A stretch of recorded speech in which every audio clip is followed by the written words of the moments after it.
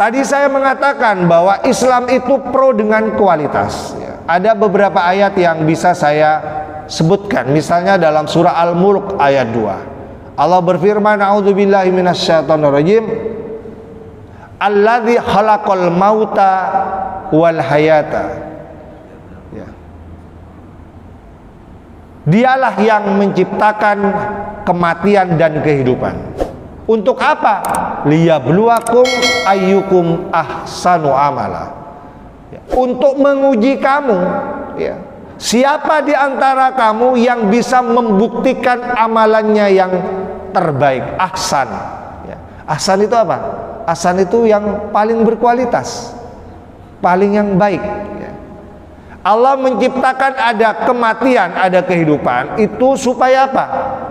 Supaya bisa menguji siapa di antara kita sebenarnya yang bisa membuktikan amalannya yang paling berkualitas itu.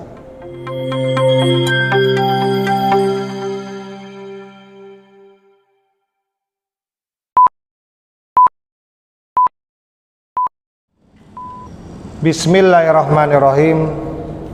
Assalamualaikum warahmatullahi wabarakatuh.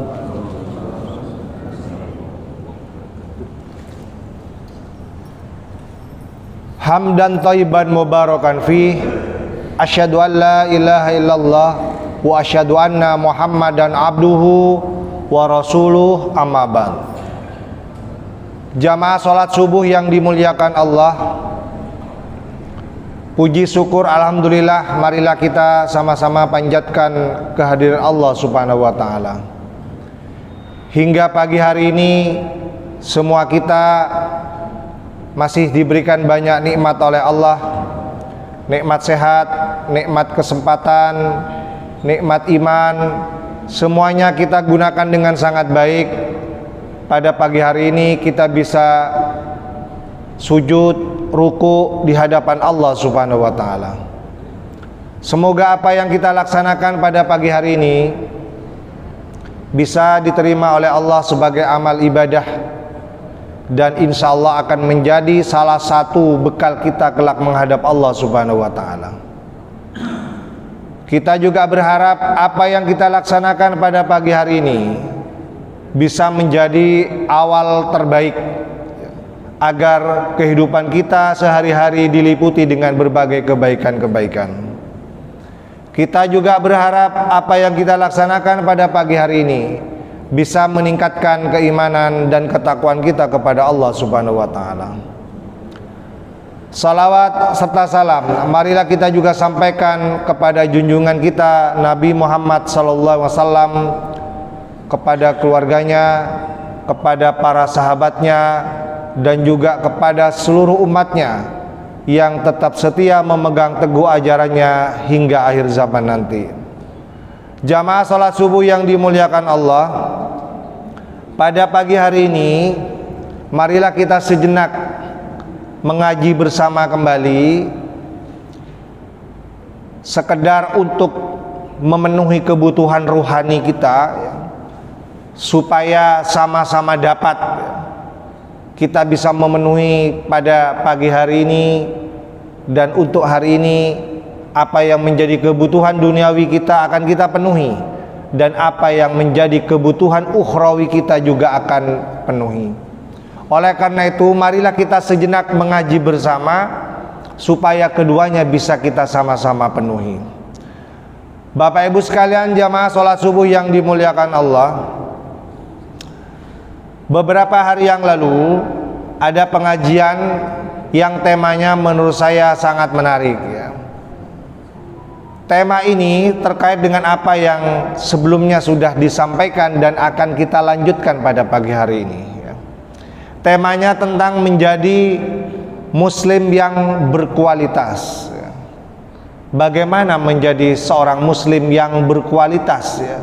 Sehingga dengan menjadi muslim yang berkualitas itu, ya, kita menjadi layak, ya, untuk masuk surga bersama keluarga, ya, seperti yang sudah saya sampaikan pada pertemuan sebelumnya. Bapak Ibu sekalian, jamaah sholat subuh yang berbahagia, pertanyaan di awal itu, ya, disebutkan di dalam pengajian itu, kenapa menjadi muslim yang berkualitas ya, bukan Islam yang berkualitas. Mungkin ini juga bisa ditanyakan di dalam pengajian kita pada pagi hari ini ya. Kenapa muslim yang berkualitas, bukan Islam yang berkualitas ya. Jamaah yang berbahagia, karena kalau Islam itu sudah pasti berkualitas. Jadi saya ulangi sekali lagi, kalau Islam itu sudah pasti berkualitas. Kita tidak akan pernah meragukan kualitas dari agama Islam itu sendiri, karena memang berasal dari Zat yang maha sempurna ya. Disebutkan dalam sebuah ayat, al-haqqu mir rabbik ya. Kebenaran itu, kebenaran agama kita itu dari Tuhanmu. Fala takunanna minal mumtarin, dan jangan sekali-kali kamu itu meragukan kualitas kebenaran di dalam agama Islam itu. Jamaah yang berbahagia, ayat ini sering kita dengarkan ya, sekedar menegaskan ya, bahwa Islam itu sendiri sebagai sebuah kebenaran itu datangnya langsung dari Allah, sehingga kita tidak akan pernah meragukan kualitas daripada kebenaran itu. Di dalam ayat yang lain Allah juga menegaskan, a'udzubillahi minasyaitonirrajim, al-yauma akmaltu lakum dinakum, pada hari ini telah aku sempurnakan bagi kamu agamamu. Wa atmamtu alaikum ni'mati wa raditu lakumul islama dina. Dan pada hari ini juga kata Allah, telah aku sempurnakan bagi kamu nikmatku. Sebagai sebuah nikmat, agama Islam itu adalah nikmat terbaik, nikmat yang paling sempurna, dan itu sudah diberikan kepada kita semua. Wa raditu lakumul islama dina, dan aku ridho, aku rela Islam itu menjadi agama bagi kamu. Jamaah yang berbahagia, ayat ini juga ayat yang sangat tegas ya. Ayat yang sangat tegas yang mungkin ya, menurut beberapa ahli, agama yang paling berani menegaskan kesempurnaan dari agama itu sendiri adalah salah satunya dengan menggunakan ayat ini. Ayat ini benar-benar sangat tegas bahwa Islamlah agama yang paling sempurna itu. Yang lain berarti tidak sempurna.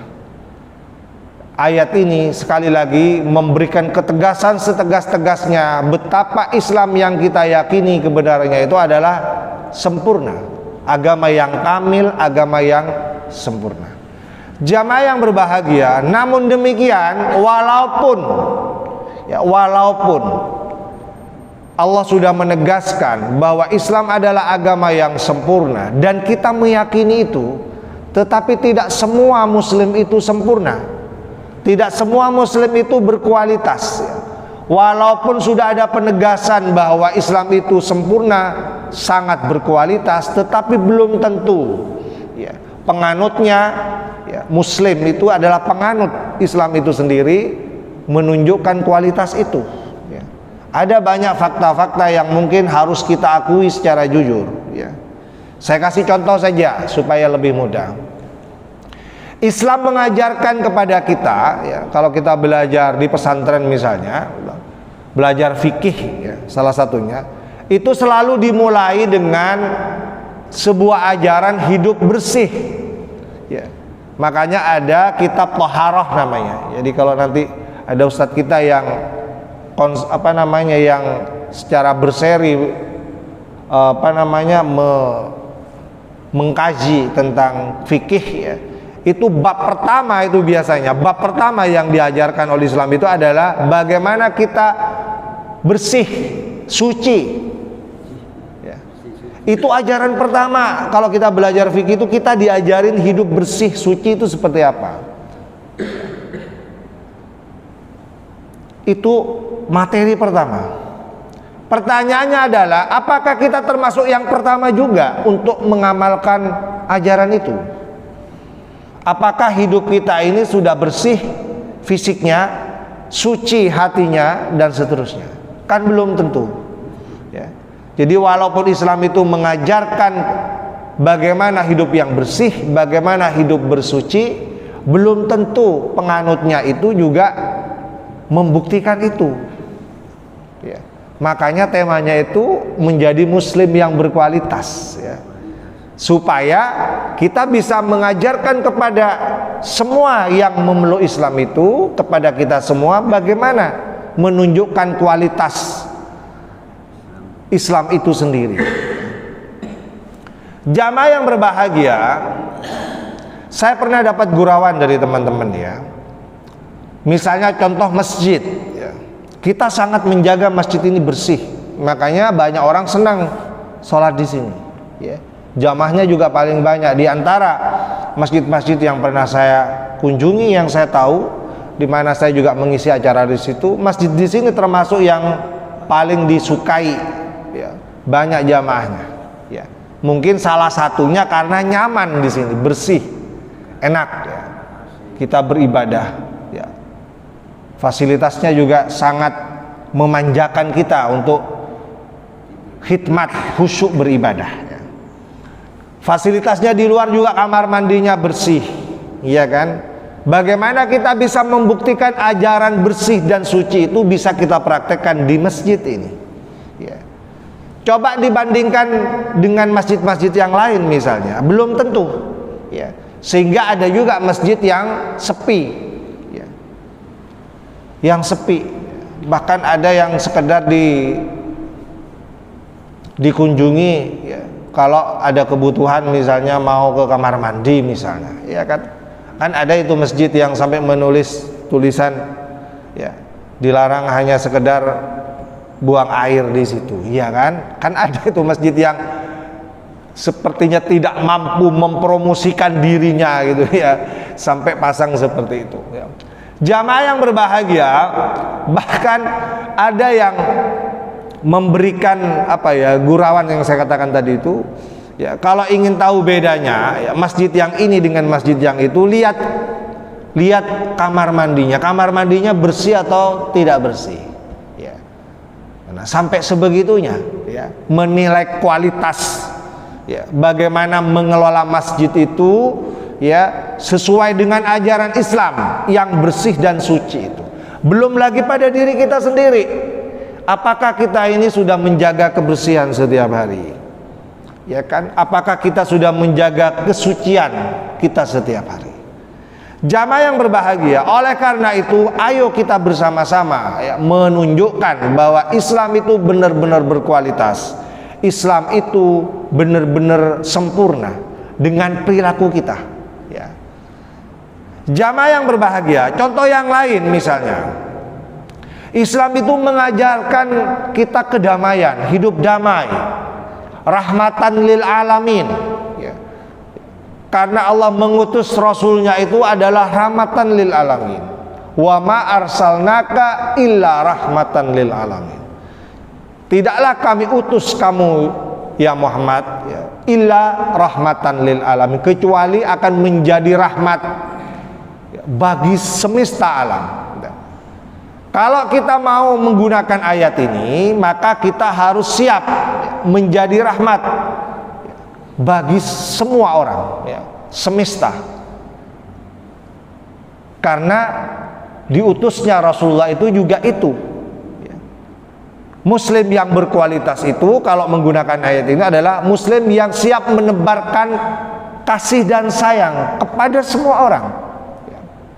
Tidak boleh kita mengajarkan orang lain itu misalnya dengan ujaran-ujaran kebencian misalnya, menebar teror misalnya, sehingga orang memahami Islam itu kok keras misalnya ya. Islam itu kok selalu menebarkan kebencian-kebencian ya. Jamaah yang berbahagia, ini koreksi bagi kita bahwa spirit dasar, semangat awal ya, diturunkannya Al-Quran ya, diturunkannya Rasulullah sebagai utusan Allah itu dalam rangka untuk menebar kasih dan sayang. menebarkan kedamaian, ketentraman. Ya. Jangan sampai ya niatnya berislam tetapi sebaliknya ya, banyak orang tidak suka, ya, banyak orang benci misalnya, ya, dan seterusnya.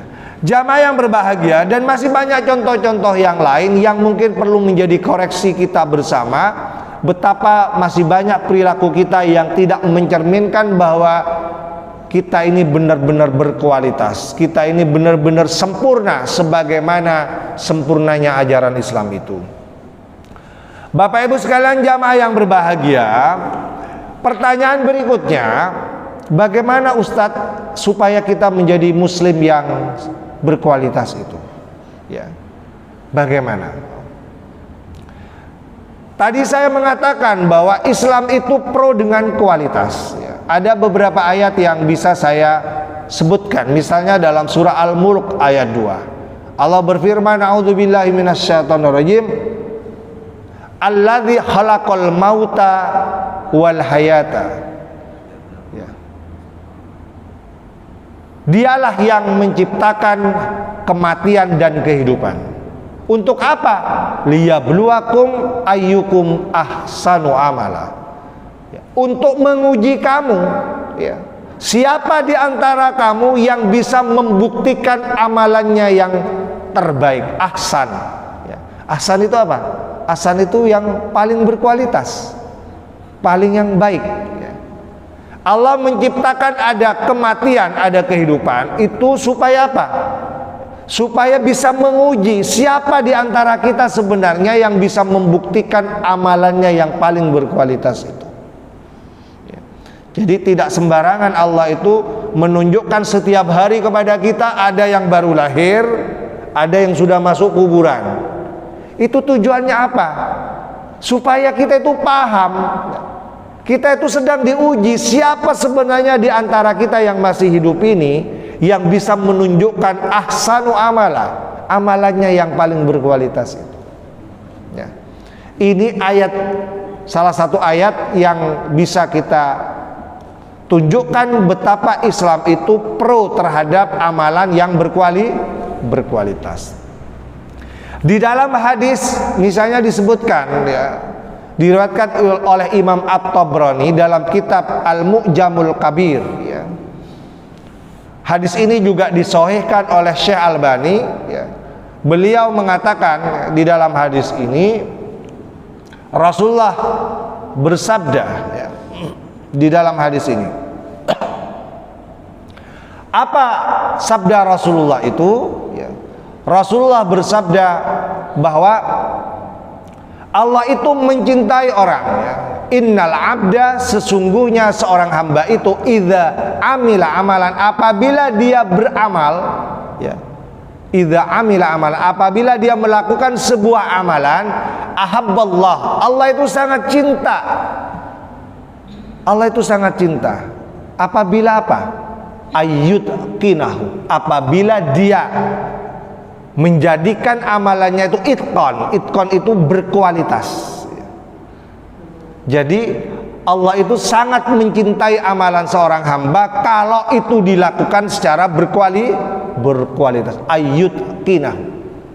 Kita melaksanakan amalan itu dengan penuh kecermatan, dengan penuh kualitas. Jamaah yang berbahagia, minimal ada dua dalil ini yang bisa kita tunjukkan bahwa Islam itu menghendaki amalan kita itu adalah amalan yang berkualitas. Bapak Ibu sekalian jamaah yang berbahagia, kita singkat saja supaya poinnya masuk. Kemudian berikutnya, ya, kategorinya seperti apa Ustadz amalan itu berkualitas, ya. Amalan itu ada dua, amalan ukhrawi yang seperti kita laksanakan ini, ada sholat, ya, ada haji, kemarin kita berhaji, ya, ada puasa, ada zakat, dan seterusnya, ya. Jadi ada amalan ukhrawi yang harus berkualitas, ada amalan duniawi yang juga harus berkualitas. Supaya apa? Supaya kita bisa menjadi muslim yang berkualitas. Syaratnya dua, amalan ukhrawinya harus berkualitas, amalan duniawinya juga harus berkualitas. Sebuah amalan ukhrawi akan berkualitas kalau memenuhi syarat minimal 2, nggak usah banyak-banyak, 2 saja, kita singkat ya. Jadi amalan ukhrawi yang kita laksanakan setiap hari itu akan berkualitas kalau memenuhi 2 syarat. Syarat yang pertama, kalau diniatkan itu memang ikhlas karena Allah. Jadi kita beribadah itu harus ikhlas karena Allah kalau ingin berkualitas ya. Ikhlas itu kalau di dalam bahasa kita sehari-hari ya, itu terjemahan awalnya adalah murni ya. Jadi ikhlas itu murni. Nah, kalau kita analogikan dengan kehidupan kita sehari-hari juga ya, banyak orang suka yang murni. Misalnya susu murni ya kan. Lebih suka mana? Susu murni atau susu yang tidak murni? Pasti suka yang susu murni. Madu murni ya, suka mana? Madu yang murni atau madu yang dicampur-campur? Pasti suka yang madu murni ya kan. Saya pernah lihat juga di jalan-jalan itu ya. Kan orang banyak jualan jeruk peras itu ya, dari sangat banyaknya, banyak sekali tuh orang jualan itu ya, supaya laku di situ ditulis ya, jeruk murni itu ya kan, sampai seperti itu ya, untuk menunjukkan kualitasnya itu ya, jeruk murni tanpa air ya, sampai dijelaskan begitu ya. Nah, artinya apa? Dalam kehidupan sehari-hari kita suka yang murni, sama ya, sama. Amalan itu kalau murni ikhlas karena Allah itu paling berkualitas. Jadi kita beramal, beribadah itu ikhlas karena Allah. Disebutkan dalam sebuah ayat surah Al-Bayyinah ya. Allah berfirman, a'udzubillahi minasyaitonirrajim, wa ma umiru illa liya'budullaha mukhlisina lahuddin ya. Tidaklah mereka itu diperintahkan ya, kecuali untuk menyembah kepada Allah mukhlisin ya. Mukhlisin itu apa? Dengan ikhlas. Jadi kita menyembah Allah setiap hari, beribadah di masjid ini, itu niatnya adalah ikhlas, hanya semata-mata mengharap ridho Allah Subhanahu wa taala, bukan berharap omongan orang ya, atau pujian orang. Kita tidak berharap itu ya. Perkara orang memuji-muji kita karena kita rajin ibadah, ya terserah ya. Misalnya ada teman saya itu rajin pengajian ya, rajin pengajian, sholatnya juga rajin ya. Dan itu diketahui oleh ketua takmirnya, diketahui oleh imamnya ya. Dari sangat rajinnya anak itu ya, sering ikut pengajian, dan kalau sholat selalu di shaf pertama, dapat rezeki tambahan dapat rezeki tambahan apa? Dapat dia tawaran menjadi menantunya misalnya ya kan, menjadi menantunya. Nah, itu hal lain ya. Itu lebih berkualitas lagi gitu ya. Sudah dapat ridho Allah, ikhlas dia beribadah setiap hari, ikut pengajian, plus dia juga dapat apresiasi dari orang lain, iya kan? Wah, nah ini kok rajin sekali ya, itu kan. Apalagi bantu adzan misalnya, iya kan. Akhirnya ditawarin, ya, kamu mau nggak jadi mantu saya? Alhamdulillah. Jamaah yang berbahagia, naik haji juga begitu ya, kita naik haji ikhlas karena Allah.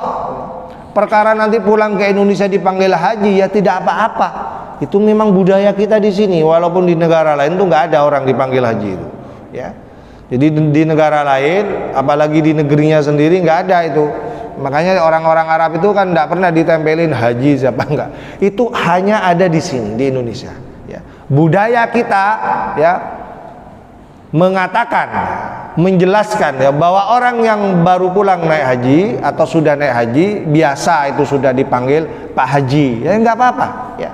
Yang penting tidak mengganggu keikhlasan kita, bahwa kita sudah ikhlas naik haji, beribadah haji ya. Perkara dipanggil haji atau tidak sudah terserah ya. Seandainya tidak dipanggil haji juga tidak apa-apa, tidak perlu marah-marah, iya kan? Saya sudah naik haji, keluar biaya banyak-banyak, kok nggak ada yang manggil haji misalnya, iya kan? Enggak apa-apa. Ya. Enggak apa-apa. Karena kita memang tulus ikhlas naik haji itu karena Allah. Jamaah yang berbahagia, oleh karena itu dalam ayat yang lain disebutkan inna sholati wa nusuki wa mahyaya wa mamati lillahi rabbil alamin. Sesungguhnya sholatku, ibadahku, bahkan hidup dan matiku itu semuanya ikhlas karena Allah. Lillahi rabbil alamin. Ya, karena Tuhan semesta alam. Tidak ada berharap yang lain-lain. Ya, semuanya ya, kita niatkan seperti itu. Ya, supaya berkualitas. Ya, supaya kita juga bahagia. Orang ikhlas itu bahagia, Bapak Ibu. Ya, yang nggak bahagia itu yang butuh pujian orang. Iya kalau dipuji, kalau enggak kan kecewa. Ya, itu enaknya orang ikhlas itu. Ya. Seandainya tidak mendapatkan sesuatu yang sesuai harapannya, dia tetap enjoy, dia tetap senang, karena semuanya dia niatkan karena ikhlas karena Allah. Ya. Walaupun tidak diapresiasi nggak apa-apa. Ya. Dia tetap bahagia, dia tetap senang. Coba kalau beribadah karena ingin mendapatkan pujian orang, apresiasi orang, iya kalau dapat, kalau nggak dapatkan kecewa. Ya. Itulah bedanya orang ikhlas dengan tidak ikhlas. Orang yang ikhlas itu akan selalu bahagia. Kenapa? Karena dia hanya berharap ridho Allah. Sebaliknya orang yang tidak ikhlas, dia selalu kecewa, dia selalu galau, karena khawatir apa yang dilaksanakan itu tidak diapresiasi, tidak dipuja-puji oleh orang. Makanya dia hidupnya galau. Ya. Jamaah yang berbahagia itu syarat pertama. Syarat yang kedua, amalan ukhrawi akan berkualitas kalau memenuhi syarat yang kedua. Apa itu? Dilaksanakan sesuai tuntunan Rasulullah. Ya. Jadi disebut berkualitas kalau itu sudah sesuai enggak dengan tuntunan Rasulullah. Ya. Ya. Karena Islam ini dari Allah dan Rasulnya, maka kita harus tahu bagaimana menurut Allah dan Rasulnya. Kalau kita ibadah seperti sholat, gimana menurut Allah dan Rasulnya? Bagaimana yang dicontohkan oleh Rasulullah untuk supaya menjamin kualitasnya. Sama bapak-bapak sekalian, kalau di perusahaan dianggap kinerjanya berkualitas itu kalau sesuai dengan aturan perusahaan, kan gitu ya. Kalau setiap tahun ada pemilihan karyawan terbaik misalnya, ya kan, ntar lagi Agustusan tuh biasanya kan ada itu penghargaan kepada mereka yang dianggap kinerjanya bagus, kinerjanya berkualitas. Itu pakai apa? Pakai aturan perusahaan. Perusahaan itu punya kriteria seorang pegawai, seorang karyawan dianggap berkualitas. Sama, kalau kita ingin berkualitas harus baca dulu, harus paham dulu menurut Allah dan Rasulnya itu bagaimana. Ya. Misalnya Rasulullah bersabda, Sallu kama ra'aitumuni usolli. Sholatlah kamu sebagaimana kamu menyaksikan aku sholat. Artinya apa? Untuk mengetahui sholat yang berkualitas itu lihat bagaimana caranya Rasulullah itu sholat. Ya. Jadi kalau sholat itu ibadah mahdhah, ya, ibadah khusus, caranya khusus, waktunya khusus, dan semuanya dicontohkan oleh Rasulullah. Jangan mencari contoh yang lain. Ya. Jadi cirinya ibadah mahdhah itu caranya khusus. Sudah ditentukan semua cara-caranya. Sholatnya dari takbiratul ihram sampai salam itu sudah ditentukan semua rinci. Ya. Tidak boleh meniru yang lain. Waktunya juga sudah ditentukan. Jangan cari waktu yang lain. Ya. Tidak boleh menurut pikiran kita sendiri. Ya. Misalnya sholat subuh, sudah capek-capek bangun jam 2, jam 3, ya kan? Masa cuma 2 rakaat Ustaz, gimana kalau kita tambah saja 4 rakaat gitu kan? Nah, nggak boleh, karena itu tidak dicontohkan, itu tidak dianggap berkualitas. Ya. Kenapa? Karena tidak sesuai contoh Rasulullah. Rasulullah memberikan contoh subuh itu 2 rakaat, jangan ditambah-tambah dengan pikiran kita sendiri. Tidak boleh ada kreasi atau apalagi inovasi, nggak boleh. Ya. Berkurban, misalnya, ini berkurban. Tidak boleh ada kreativitas atau inovasi. Ya. Rasulullah pernah menegur ada sahabat berkorban itu waktunya keliru. Niatnya baik. Niatnya baik. Apa niatnya itu? Kalau kita habis sholat id, ya, itu enaknya gimana ya? Itu yang dipikirkan oleh sahabat. Kan kita berangkat dari rumah itu dalam kondisi belum makan. Sunnahnya kan belum makan, ya kan? Nah, kreatif pikirannya sahabat itu, gimana ya kalau nanti setelah pulang dari sholat id langsung disiapkan sate-satenya itu, disiapkan daging-dagingnya itu, ya. Kemudian sapinya disembelih atau hewan korbannya disembelih sebelum sholat id. Supaya apa? Supaya bisa dihidangkan nanti setelah sholat id. Nanti setelah sholat id, ya torena longku kepika compokna boten gaulah. Siap satena, satejana. Nah, itu kira-kira kalau dalam dunia kita pada hari ini. Dan itu ketahuan Rasulullah. Loh, kok bisa satenya sudah masak duluan padahal belum disembelih gitu kan? Ditanya, apa katanya sahabat itu? Iya Rasulullah, saya berpikirnya seperti itu. Enak kan kalau disembelih duluan supaya nanti setelah sholat id kita bisa makan bareng-bareng. Saya sudah siap semua ini. Ayo kita makan bareng-bareng. Sepintas ide ini sangat baik, iya kan, untuk menunjukkan kualitas versinya kita, versinya manusia. Tetapi itu ibadah. Jadi yang namanya ibadah kurban itu ibadah khassah, ibadah khusus. Waktunya khusus sudah ditentukan, tata caranya khusus sudah ditentukan. Jangan ngarang sendiri menurut pikiran kita sendiri. Ditegur oleh Rasulullah. Rasulullah bersabda, syatuka syatulahmin, katanya, ya, kambingnya kamu itu, ya, syatuka, kambingnya kamu itu syatulahmin, itu sembelihan biasa, jadi tidak diakui sebagai kurban. Ya. Kalau mau diakui sebagai kurban, kambingmu itu mestinya disembelih setelah sholat id. Ya, untuk menunjukkan ibadah yang berkualitas harus sesuai dengan contoh.